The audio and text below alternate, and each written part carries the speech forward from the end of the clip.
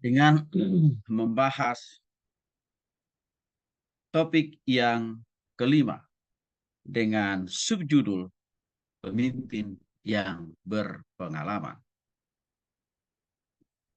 Adapun yang menjadi latar belakang mengapa kita perlu mempelajari dan juga ya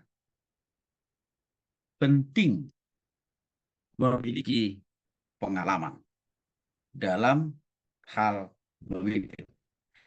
Karena begini saudara, banyak orang sudah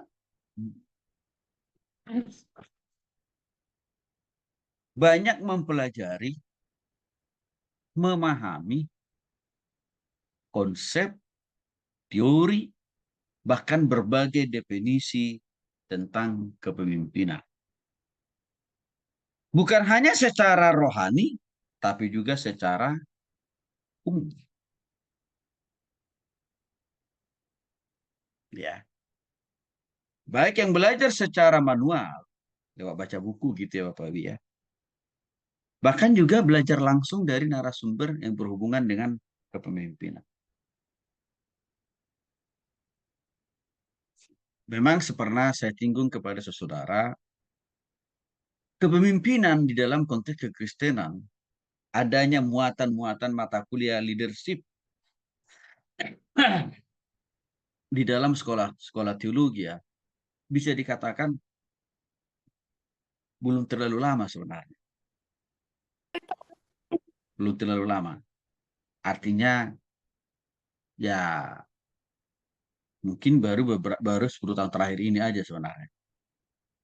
Baru makin masif sekolah-sekolah teologi yang membahas pentingnya tentang kepemimpinan. Sedangkan perguruan tinggi umum ya sudah lebih duluan membahas, mempelajari, mengajarkan kepada mahasiswanya tentang pentingnya kepemimpinan.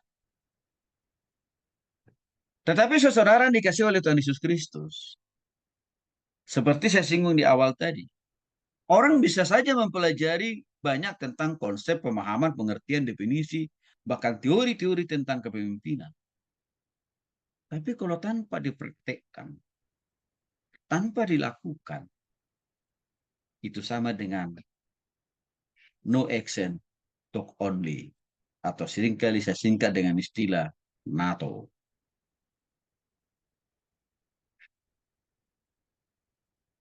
Yang lama-kelamaan orang yang dipimpin cepat atau lambat akan meninggalkannya. Karena kenapa? Karena pemimpinnya hanya bisa menjelaskan tentang teori kepemimpinan menurut John Maxwell misalkan, ya Abraham Maslow, bahkan menurut Alkitab, tapi nggak ada praktik, Bapak Ibu. Maka kalau kelamaan, saya kira kita pun akan malas mengikuti, ya meneladani kehidupan orang yang hanya tahu tentang kepemimpinan dan teori serta konsep, tapi dia nggak pernah mempraktekkannya. Itu salah satu menjadi alasan mengapa kita penting belajar tentang pemimpin yang berpengalaman. Karena seorang pemimpin atau leader harus dibuktikan dengan karya, dengan perbuatan, dengan kerja keras, serta dengan hasil. Dan itu akan menghasilkan yang disebut dengan namanya pemimpin yang berpengalaman. Tentu bicara masalah pengalaman tidak hanya sekedar omon-omon, tapi harus dipraktekin. Harus dipraktekin. Baik dalam kehidupan pribadi, baik dalam studi, baik dalam pekerjaan, baik dalam rumah tangga, baik dalam bisnis, bahkan serta dalam pelayanan. Sedang dipraktekin. Maka untuk itulah sebenarnya saudara, salah satu tujuan dari mata kuliah teologi pemuridan dan kepemimpinan Kristen adalah supaya saudara tidak hanya berhenti paham, mengerti konsep teori tentang kepemimpinan, tapi juga harus mempraktekannya. Ya saya juga sudah pasti sudah banyak mempraktekannya. Untuk itu saya banyak bercerita, menjelaskan tentang pengalaman-pengalaman saya dalam hal memimpin orang. Termasuk juga pengalaman-pengalaman dalam hal saya dipimpin orang.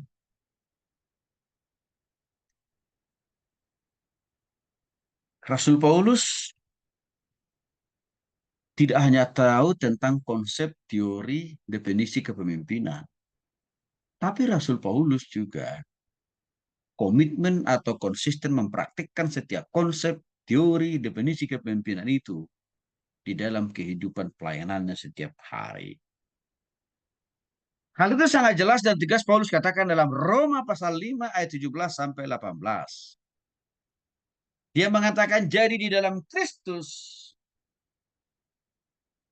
aku boleh bermegah tentang pelayananku bagi Allah.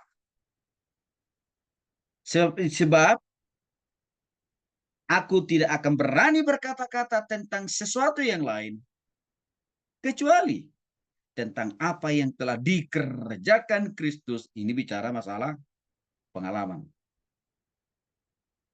Olehku, yaitu untuk memimpin bangsa-bangsa lain kepada ketaatan oleh perkataan dan perbuatan. Artinya Paulus tidak hanya menguasai model teori tentang definisi kepemimpinan, khususnya tentang kepemimpinan Kristus. Dia tidak hanya paham, dia tidak hanya menguasai tentang kepemimpinan Kristus, tapi dia mengatakan, aku juga mempraktekkan apa yang telah Kristus ajarkan kepadaku, dan itu juga yang saya ajarkan kepada bangsa-bangsa lain. Dengan ketaatan artinya konsistensi. Tidak hanya pada tataran perkataan, dia mengajarkan tentang konsep kepemimpinan Kristus, tapi juga dalam perbuatan sekalipun juga dia mewujud menyatakannya. Dengan demikian, saudara yang kasih oleh Tuhan Yesus Kristus, sekali lagi, kepemimpinan itu tidak hanya sebatas konsep teori, tapi harus ada praktek. Supaya kita menjadi pemimpin yang maksimal di tangan Tuhan. Artinya kira-kira begini. Kesuksesan seorang pemimpin di hadapan Tuhan dan juga di hadapan banyak orang yang kita layani, itu sangat ditentukan bagaimana kita, sejauh mana kita bisa mempraktekkan teori-teori kepemimpinan itu dalam kehidupan kita sehari-hari, baik dalam rumah tangga, pekerjaan, usaha, bisnis, termasuk pelayanan.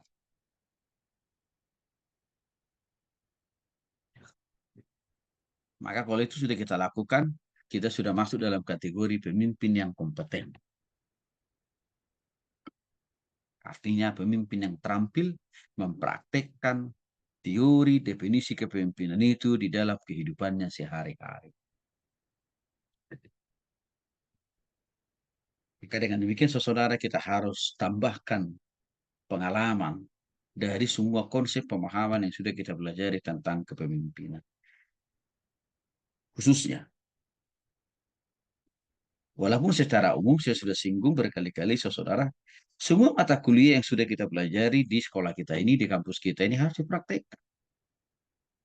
Harus diamalkan, harus diaktualisasikan. Apalagi semua yang kita pelajari itu tentang kebenaran-kebenaran firman Tuhan. Ditambahkan lagi tentang ya materi tentang kepemimpinan. Kita mau singgung dulu kepada saudara di awal ini tentang definisi dari pengalaman. Karena topik kita tentang pemimpin yang berpengalaman. Pengalaman adalah hasil persentuhan alam dengan panca indera kita manusia. Artinya begini, pengalaman itu lahir karena kita mempraktekkan, memperagakan, melakukan apa yang sudah kita pahami, kita ketahui. Lalu itu kita praktekkan melalui panca indera kita. Misalkan, kita sudah banyak tahu tentang firman Tuhan. Maka firman Tuhan itu juga harus kita praktekkan melalui panca indera kita.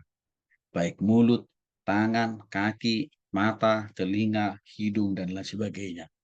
Itu harus kita praktekkan. Artinya apa? Harus kita bergunakan. Semua pemahaman pengetahuan firman Tuhan itu untuk apa? Ya, mengelola atau mempergunakan seluruh panjang kita. Maka hasilnya pengalaman. Pengalaman kata dasarnya berasal dalam kata dasarnya itu dibagi tiga. Yang pertama, yang kedua alam, lalu ditambah dengan akhiran an.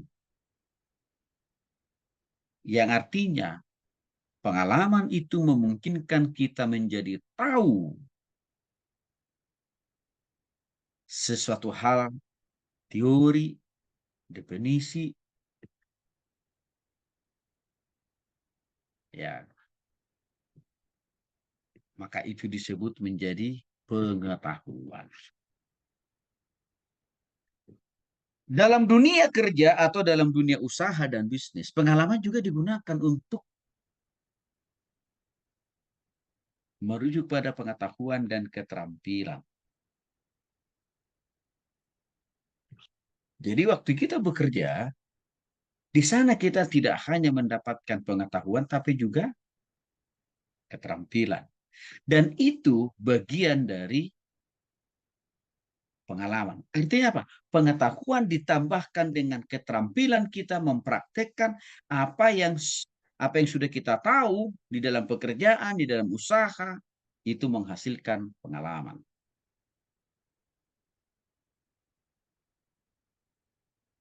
Maka orang kalau berpikir bekerja itu hanya sekedar cari hepeng, salah, keliru. Kalau berpikir saya bekerja itu hanya untuk mencari cuan, salah. Waktu kita bekerja, kita juga sedang mencari pengetahuan baru, di mana kita sedang bekerja. Di samping memang kita sudah pernah punya pengetahuan waktu kita sekolah dan kuliah. Tapi kita masih terus butuh pengetahuan di dunia kerja. Kenapa? Karena pengetahuan di dunia kerja itu akan bersinggungan langsung nanti dengan praktek atau keterampilan. Dan itu menghasilkan pengalaman.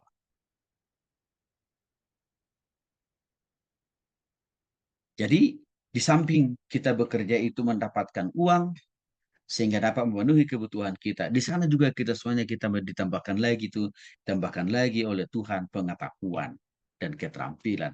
Sehingga itu menghasilkan yang namanya pengalaman.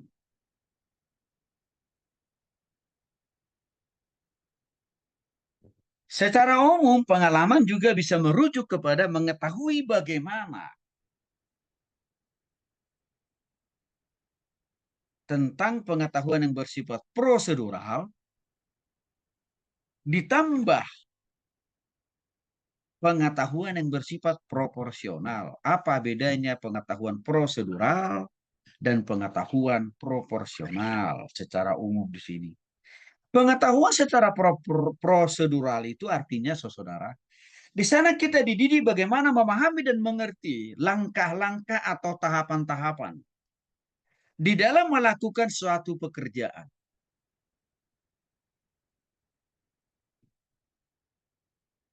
Itu namanya pengetahuan prosedural, ya.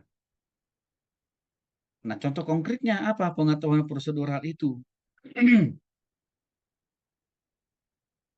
Di dalam sebuah pekerjaan, kita ditolong memahami. Misalkan kita mau produk satu produk, baju, saudara. Ya, baju. Di sana kita pasti ajari dulu proses atau tahapan apa untuk membuat baju itu sendiri. Ada tahap dasar, menengah, lanjutan, dan akhir. Nah, itu namanya pengetahuan prosedural. Jadi ini bicara masalah tentang aturan-aturan. Sedangkan pengetahuan proporsional artinya pengetahuan yang berhubungan dengan satu bidang tertentu atau dalam pengetahuan yang berhubungan dengan satu pekerjaan yang sedang dipercayakan kepada kita untuk kita tuntaskan. Kalau di perusahaan itu kan ada bagian-bagian yang berbeda satu dengan yang lain. Ada namanya bagian produksi, ada bagian pemasaran atau marketing, ada bagian keuangan, dan masih banyak lagi bagian-bagian yang lain. Pengetahuan proporsional di sini artinya adalah orang ditempatkan di bagian marketing, maka dia harus memahami, menguasai betul secara proporsional apa tugas seorang marketing. Kalau kita bawa ini dalam konteks pelayanan di gereja itu juga punya banyak bidang-bidang pelayanan, Bapak Ibu. Ada bidang pelayanan musik, bidang pelayanan misi, bidang pelayanan eh, penggembalaan, bahkan juga bidang-bidang pelayanan yang lain. Waktu kita ditempatkan menjadi koordinator dalam setiap bidang-bidang itu, itulah yang dimaksud dengan pengetahuan yang proporsional. Sedangkan pengetahuan yang prosedural artinya adalah kita memahami secara menyeluruh tata cara, ya aturan-aturan yang dimiliki oleh gereja itu sendiri dan kita harus menaati itu dari awal pertengahan sampai akhir. Itu namanya pengetahuan prosedural. Maka dengan demikian sebenarnya kita harus kita membutuhkan dua pengetahuan prosedural dan juga pengetahuan secara proporsional. Walaupun yang lebih dekat dengan kita itu secara pribadi pas pribadi adalah pengetahuan proporsional karena itu menyangkut bidang kita masing-masing. Tetapi jangan lupa ada namanya pengetahuan prosedural, ini bicara masalah aturan. Kita juga perlu tahu itu. Bukan hanya sekedar kita tahu mengerjakan, menuntaskan apa yang menjadi tanggung jawab kita. Itu oke, tapi ya pengetahuan prosedural dari hubungan pekerjaan kita, hubungan bagian pelayanan yang kita kerjakan, itu pasti nggak berdiri sendiri. Contoh, ya tim pemusik, ya ini kita bahas dulu misalkan ibadah minggu lah. Tim pemusik itu tidak bisa melayani sendiri hanya karena kehebatan mereka. Nggak bisa. Mereka juga harus bisa kerjasama dengan namanya WL, singers, bahkan dengan pembicara. Dan lebih luas lagi, mereka juga harus bisa kerjasama dengan jemaat. Itu namanya pengetahuan prosedural. Sedangkan pengetahuan proporsional tadi dia ahli. Tim pemusik itu menguasai betul bagaimana cara memainkan alat musik dengan baik, dengan hebat itu.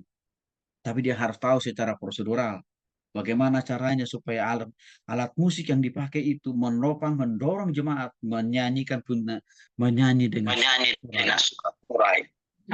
Itu namanya kolaborasi pengetahuan prosedural ditambah dengan pengetahuan proporsional.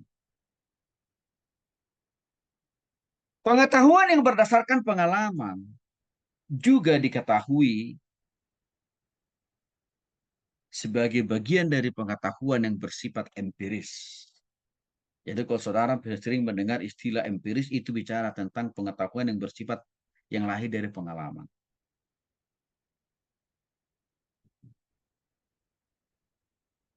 Ya. Nah, kalau orang sudah memiliki banyak pengalaman dalam bukan hanya dalam satu bidang tapi dalam berbagai bidang, maka dia disebut dengan ahli. Karena dia sudah punya bidang, sudah punya pengalaman di dalam berbagai bidang yang berbeda. Ya. Nah, kita simpulkan apa yang dimaksud dengan pemimpin yang berpengalaman. Pemimpin yang berpengalaman adalah pemimpin yang dapat mempraktekkan semua teori yang dia lihat, yang dia pelajari, termasuk yang dia rasakan melalui panca inderanya. Itu harus dipraktekin. Harus dilakukan.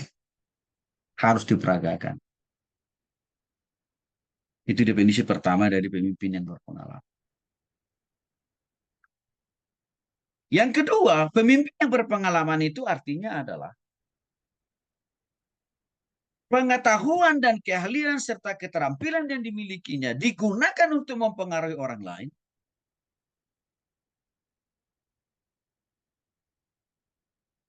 Mempengaruhi itu adalah salah satu bagian, salah satu arti definisi daripada leadership atau kepemimpinan.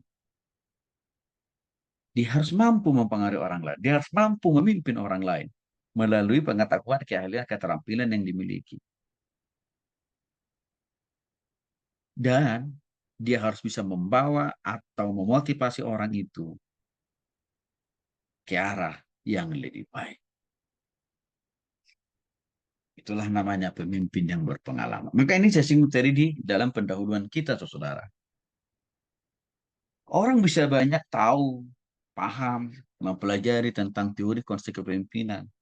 Tapi belum tentu dia juga mempraktekkan, memperagakan semua konsep, pemahaman, teori tentang leadership itu sendiri.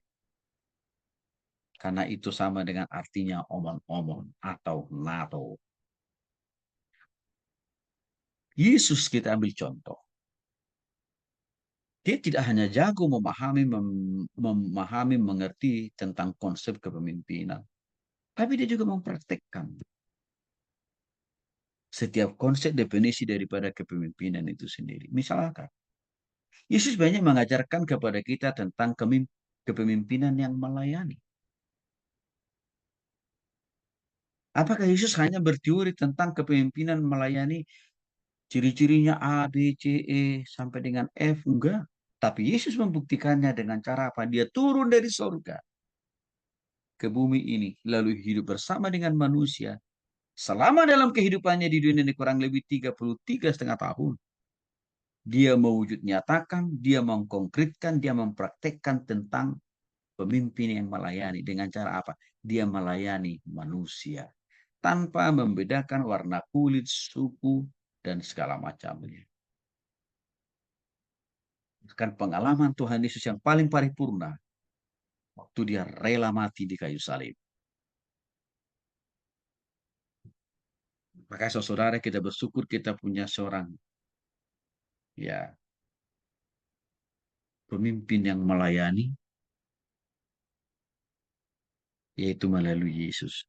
Para nabi dan para rasul juga melakukan hal yang sama. Mereka tidak hanya jago memahami, mengerti tentang teori kepemimpinan, tapi mempraktekkan, saudara. Maka saya berharap, saudara, materi ini harus mendorong kita untuk mengaplikasikan atau mempraktekkan tentang kepemimpinan itu di dalam kehidupan kita pribadi, entah di rumah tangga, di dalam usaha, pekerjaan, bisnis, pelayanan, praktekin.